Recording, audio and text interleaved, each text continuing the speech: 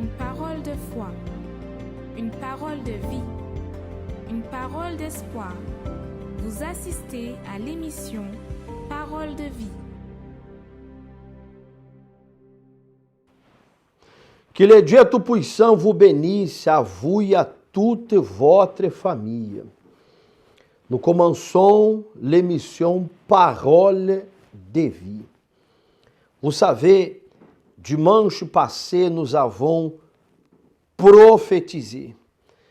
C'était le jour que nous avons nommé le jour de la prophétie. Et comme il est écrit dans le livre d'Habakkuk, que nous devons écrire la prophétie afin que tout le monde la lise couramment. Dieu a dit que lorsque la prophétie s'accomplira, tout le monde verra la prophétie devenir réalité. Et s'il y a une chose qui ne mentira jamais, é a prophétie de Dieu dans notre vie et aussi dans ce monde. Lorsque vous prenez la Bible et que vous faites une petite comparaison de ce que nous vivons aujourd'hui et de ce qui est écrit dans la parole de Dieu, vous voyez que les prophéties s'accomplissent. Mais Dieu aussi veut accomplir dans votre vie la prophétie de la paix, la prophétie de la joie, d'une vie bénie, d'une vie transformée. Il a dit que les cieux et la terre passeront, mais ces paroles, ça veut dire ce qu'il a promis ne passera jamais, ne passera point. Alors, vous qui nous accompagnez dans cette émission Parole de vie, vous qui nous assistez dans cette émission, vous qui avez envie de pouvoir changer votre histoire, et lorsque nous vous disons envie de changer l'histoire, qui n'a pas envie de changer son histoire? Qui n'a pas envie de changer sa famille? Qui n'a pas envie de changer sa vie? Qui n'a pas envie d'avoir une santé rétablie? Tout le monde a l'envie. Alors, une chose, c'est avoir l'envie, et l'autre chose, c'est lutter pour que cela se concrétise, se réalise dans notre vie. Combien de personnes ont envie de pouvoir devenir riches? Ils sont juste dans un rêve, on dirait, mais un rêve qui ne se concrétise jamais, parce qu'il va falloir étudier, il va falloir se sacrifier dans la vie, il va falloir faire tant d'efforts pour pouvoir arriver au sommet.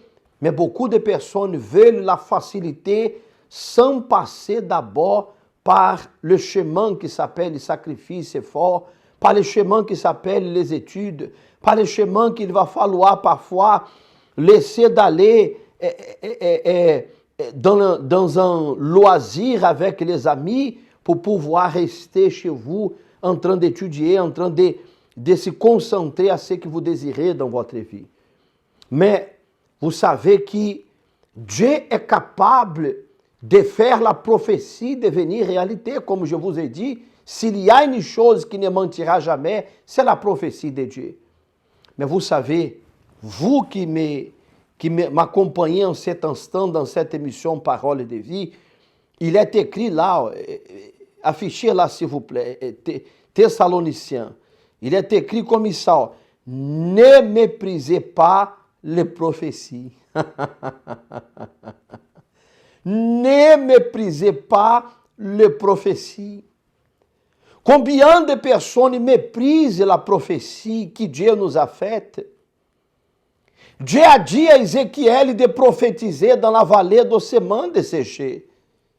Ézéchiel n'a pas, Ézéchiel n'a pas méprisé la prophétie. Au contraire, il a prophétisé. Et lorsque Ézéchiel prophétisait, Dieu agissait. Dieu agissait dans un endroit qui, physiquement parlant, n'avait plus de solution. Mais Ézéchiel n'a pas méprisé la prophétie. Vous qui m'accompagnez, papa, maman, jeune homme, jeune fille, vous qui m'accompagnez, je vous parle exactement la même chose ne méprisez pas les prophéties. Parce que vous savez combien de fois vous avez cherché une chaîne à regarder et vous avez tombé exactement sur cette émission Parole de Vie. Vous pensez que c'est au hasard que vous nous regardez? Non, c'est Dieu qui veut en réalité que votre histoire change. Nous sommes ici autant que prophètes, nous prophétisons que vous aurez la vie, que vous aurez la paix, que vous aurez la joie, que vous aurez la transformation dans votre vie. Mais vous, de votre côté, vous qui nous accompagnez, vous ne pouvez pas mépriser les prophéties que Dieu nous a faites. Il a dit qu'il est venu afin que nous ayons une vie et que cette vie soit en abondance. Pour que cette vie soit en abondance dans tous les domaines, surtout dans la vie spirituelle, il faut que la personne croie à cette prophétie. Il faut qu'elle garde avec elle cette conviction que cette vie en abondance va devenir réalité dans votre vie. Se vous êtes malade, se vous avez um problème spirituel, se vous avez um problème au niveau de votre famille, se vous avez um problème économique, professionnel, financier, je ne sais pas quel est le domaine de votre vie que vous désirez que la prophétie s'accomplisse. Je sais d'une chose, elle va s'accomplir. À la fin de cette émission Parole de Vie, nous allons élever une clameur en faveur de vous. Nous allons prier à Dieu en faveur de vous. Nous allons demander au Seigneur de vous visiter et sachez d'une chose, Dieu va vous fortifier. Dieu vous donnera une direction. Dieu fera en sorte que, à travers cette émission que vous participez, il vous donnera une direction. Mais c'est à vous de prendre la décision, l'attitude de pouvoir vous lever et de suivre la direction de Dieu. Chaque dimanche, à l'Église universelle du Royaume de Dieu, chaque dimanche, à l'Église universelle du Royaume de Dieu, nous avons la neuvaine puissante.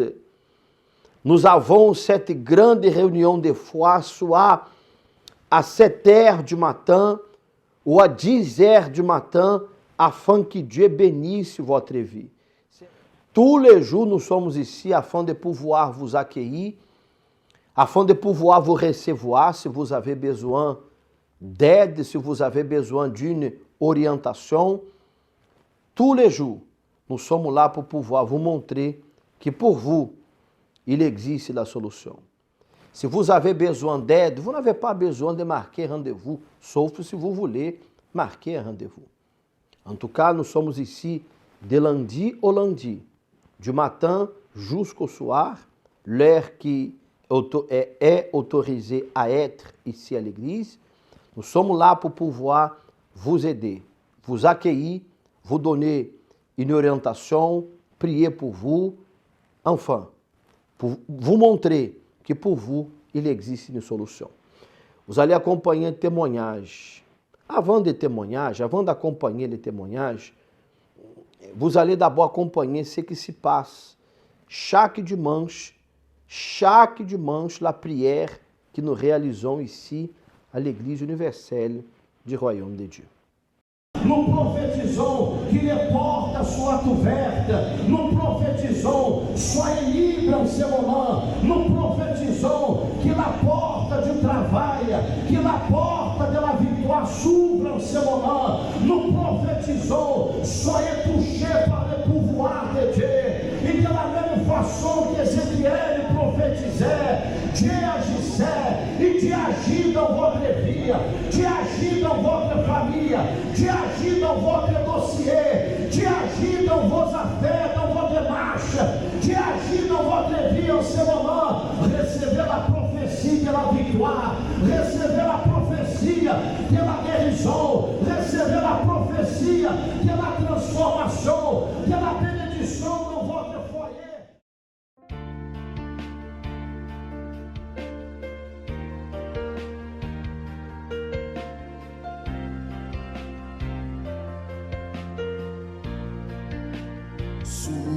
l'esprit,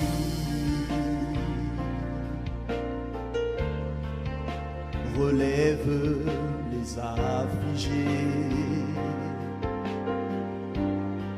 cicatrise les blessures, douleurs du passé, viens pour guérir.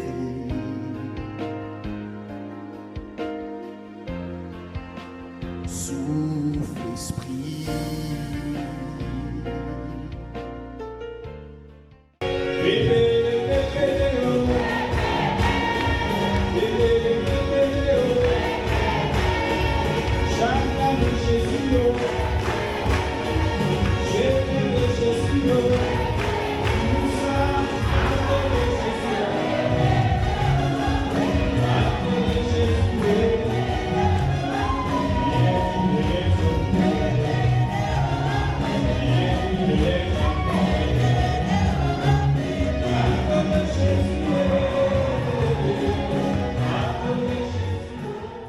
J'étais atteint d'une maladie appelée l'ophésie nocturne.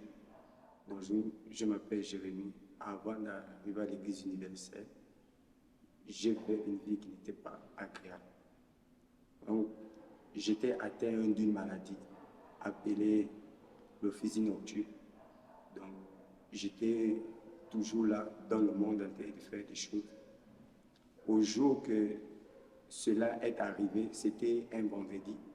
Ma grande soeur m'a rappelé que non, on part à l'église. J'avais refusé ce jour-là. Je suis resté en train de jouer au foot. Donc, lorsque je suis rentré à la maison, lorsque j'arrive devant la porte, c'est là où j'ai ressenti une chair de poule bizarre. Ce n'était rien, donc je dormis avec. Le matin, je suis allé en entraînement le matin.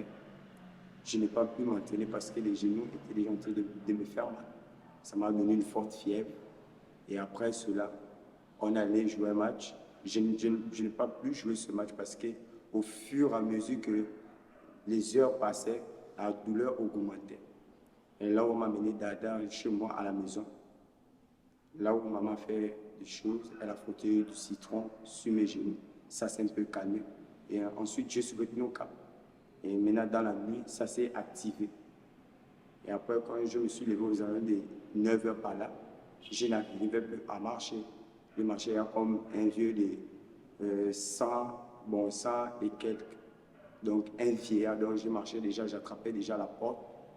Donc, j'essayais un peu d'avancer. C'est là où ma grande soeur a dit non, ça va aller, mais on va aller chez maman après. Maintenant, aux environs de midi, la douleur empirait. Tellement plus que midi pile sonnait. Donc, l'heure de midi, quand le soleil est sorti, là où la douleur augmentait. J'étais cimenté de pleurer. C'est là où on appelait ma grande soeur. Lorsqu'elle arrivait, elle m'a posé la question qu'est-ce qu'il y a? Elle dit non, je n'arrive plus à marcher. Je n'arrive plus à sentir les gens. Maintenant, elle me dit bon, d'accord. Quand j'en suis comme ça, j'appelle mon mari, il va venir te prendre. Maintenant, pour me mettre dans la voiture, c'était, on peut dire, c'était tellement difficile. Lorsqu'ils venaient me soulever, ils m'ont mis dans la voiture. Maintenant, arrivé chez ma mère, lorsqu'on arrive chez ma mère, les gens m'ont transporté. Ils m'ont laissé assis sur le fauteuil. Là où j'étais, même pour m'asseoir, je n'arrivais pas, donc on était obligé de m'allonger. Donc j'étais seulement assis et j'ai pleuré. Il y avait eu du monde, tout le monde était là. J'ai pleuré. Juste ce que non, on dit non, on va m'amener chez les charlatans, à gauche comme à droite. C'est là où mon oncle est arrivé, puisque lui connaît aussi ces choses, les choses traditionnelles. C'est là où il est arrivé. Il a commencé à faire des médicaments traditionnels. Il a tout fait, ça n'a pas fonctionné. C'est là où on allait prendre des choses, des gangas, on m'a amené, ça, on a frotté, ça n'a pas fonctionné. Là où on m'a amené chez un charlatan, le charlatan a tout dit, il a tout frotté, ça n'a pas fonctionné. J'étais seulement allongé, seulement tous les jours. J'ai pleuré matin, midi, soir, à travers des chaînes qui étaient à la télé comme Béni TV, je regardais des prières. J'étais seulement en train de pleurer, je voyais déjà ma vie déjà. Je me voyais déjà fini complètement. Je voyais déjà ma vie sur une chaise roulante. Ma vie était finie. Au Au point là où un vendredi, papa allait à l'église, il a expliqué le cas au pasteur qui était à l'église ce jour-là. Il a remis lui la papa. Lorsque papa est arrivé, il a pratiqué sa foi sur moi. Il a appliqué lui, il a déterminé. Et après, 2 jours après cela, là où le mal a commencé un peu à disparaître, c'est là où il a commencé à me dire non, continue toujours à frotter toujours l'huile d'onction. C'est là où j'ai pris l'huile d'onction. J'ai commencé à frotter. Mais malgré cela, le mal était un peu en train de résister, mais ça allait. Au point maintenant, là où j'ai déposé l'huile maintenant à côté, là où j'ai négligé que bon, quand là, ça commence à aller, je laisse l'huile à côté. Après, 2 jours après, c'est où ça a recommencé fort. C'est là où ma mère a pris l'huile d'onction, là où elle a frotté, elle a déterminé. C'est là où, au fil du temps, le mal commençait à partir. Et malgré cela, je n'arrivais pas toujours à faire 10 pas de plus. Je me levais un peu, j'avançais un peu. Mais je rends grâce à Dieu parce qu'il y avait un soir là où elle a fait une prière tellement forte. Après sa prière forte, c'est là où je me rappelle, dans la nuit, les cordes qui étaient attachées sur mes genoux sont tombées. Et j'avais aussi des cordes dessus au niveau des chevilles. Ça s'est coupé. Là où je me suis levé, là où je commençais à marcher. C'est là où le matin, elle-même cela me regarde. Me dit gloire à Dieu. Et il a vraiment opéré le miracle parce que tu commences à marcher. Et c'est pour cela, depuis ce jour, c'est là où je suis venu à l'église universelle, là où j'ai pratiqué la foi. Et lorsque on parlait de l'autel, je dis bon, si avant que je ne vienne mettre ma vie sur l'autel, Dieu a fait, donc il faudrait que je dépose toute ma vie sur l'autel. Et c'est pour cela que pendant la campagne d'Israël, j'ai fait mon sacrifice, j'ai déposé, j'ai pratiqué ma foi. Et par là, je me rappelle, pendant le jour de la Pentecôte, j'ai reçu le Saint-Esprit. Ce jour, c'était un jour merveilleux pour moi sur l'autel. Et j'invite des personnes à venir déposer leur vie sur l'autel. Parce que comme le pauvre Seigneur Jésus a dit que sans moi, vous ne pouvez rien. C'est vrai, cette parole, sans Jésus, on ne peut rien. Si je suis debout aujourd'hui, c'est grâce au Seigneur Jésus. C'est pour cela que j'aime beaucoup marcher, parce que j'ai été privé de mes jambes il y a de cela des années. C'est pour ça que j'invite des personnes à remettre leur vie entre les mains du Seigneur Jésus et de déposer la vie sur l'autel.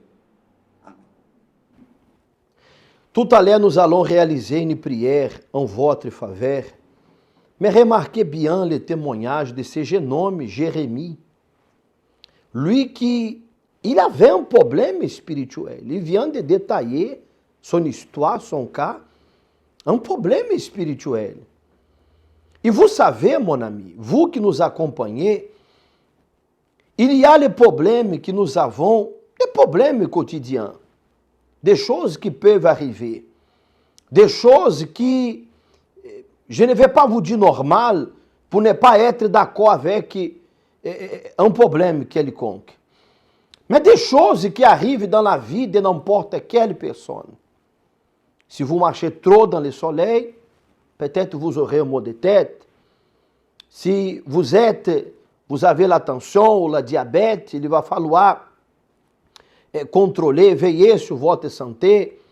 Enfin, des problèmes qui nous pouvons faire recours à la médecine, nous pouvons faire recours aux médecins, tout à fait normal. Nous tous, nous avons besoin. Ici à l'Église universelle du Royaume de Dieu, nous prions beaucoup pour les médecins.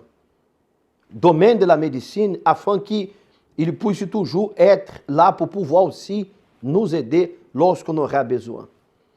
Mais il y a des problèmes que la main de l'homme ne peut pas résoudre. Peut-être c'est votre cas.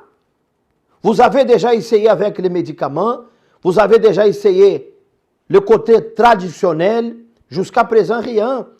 Vous avez déjà essayé de demander de l'aide à gauche, à droite. Vous êtes très intelligent, vous avez un CV impeccable, vous avez des diplômes. Vous êtes quelqu'un qui Vous n'êtes pas seul dans votre bataille. Et des fois, vous êtes seul aussi. Mais peut-être vous avez tant de personnes qui essayent de vous supporter, essayent de vous faire monter en réalité, mais on dirait qu'il y a toujours quelque chose qui vous pousse en arrière. C'est comme si vous êtes déjà, quelques personnes étaient déjà prêtes juste à signer son contrat, à passer l'entretien pour que les choses soient finalisées. Mais beaucoup de personnes, elles sont retournées à nouveau pour recommencer, on dirait, leur vie à nouveau. Vous pensez que cela c'est normal? Vous pensez que cette douleur, ce problème que vous avez, que jusqu'à présent, la médecine n'a pas encore trouvé la solution, vous pensez que ça c'est normal? Ce n'est pas normal. Si vous avez besoin d'aide, chaque jour, nous sommes ici à l'Église universelle du Royaume de Dieu et nous sommes là pour pouvoir vous aider. Vendredi, par exemple, nous aurons le pain de la révélation. Lorsque Jésus a donné le pain à Judas, mouillé un peu dans le vin, la Bible dit que le mal qui agissait en Judas a été révélé. Vendredi, on aura le pain de la révélation. 6h30 du matin, à midi dans la grande prière, à 15h et aussi à 17h. Le pain de la révélation, c'est vendredi. Préparez un verre d'eau, une bouteille d'eau et nous allons clamer à Dieu en faveur de vous.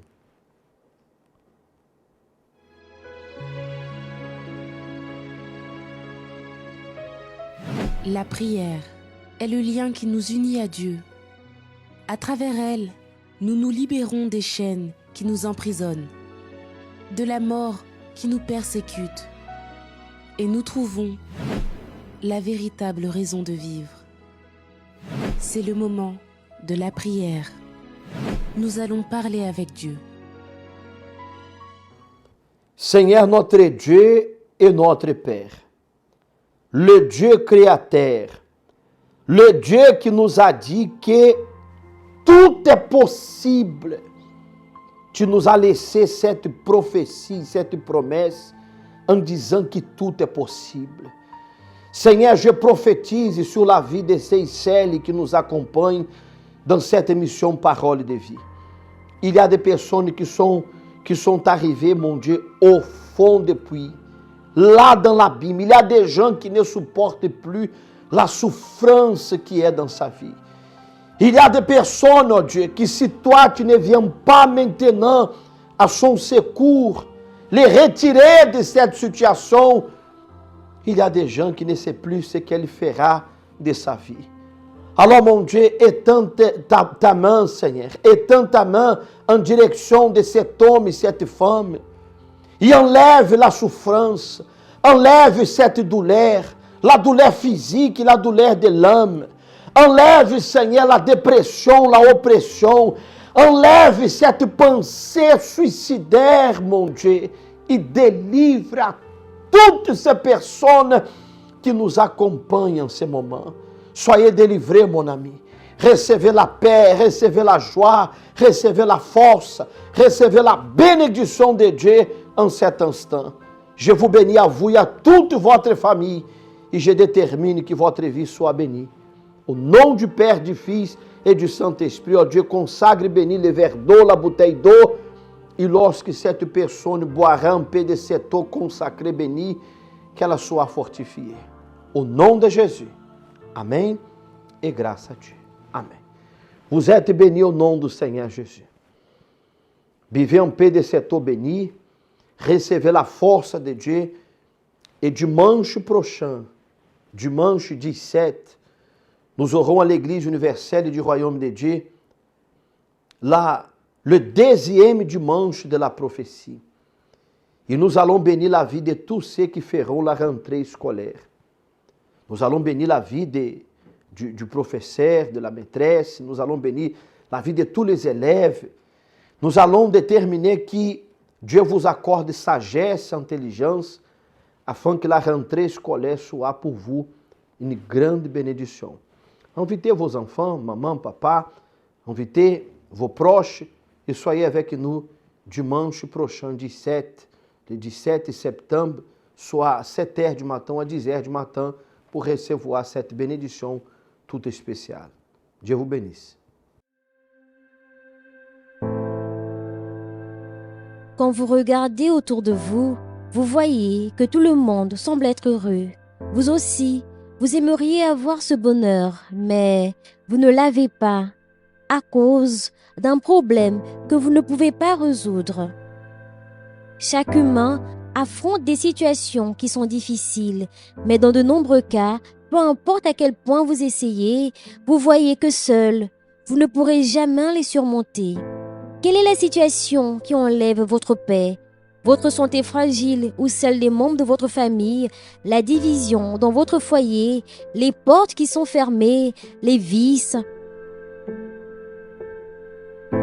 Mais même quand tout semble perdu, sachez qu'il y a une solution, une clameur, un lieu de guérison où les miracles arrivent dans la vie de ceux qui croient.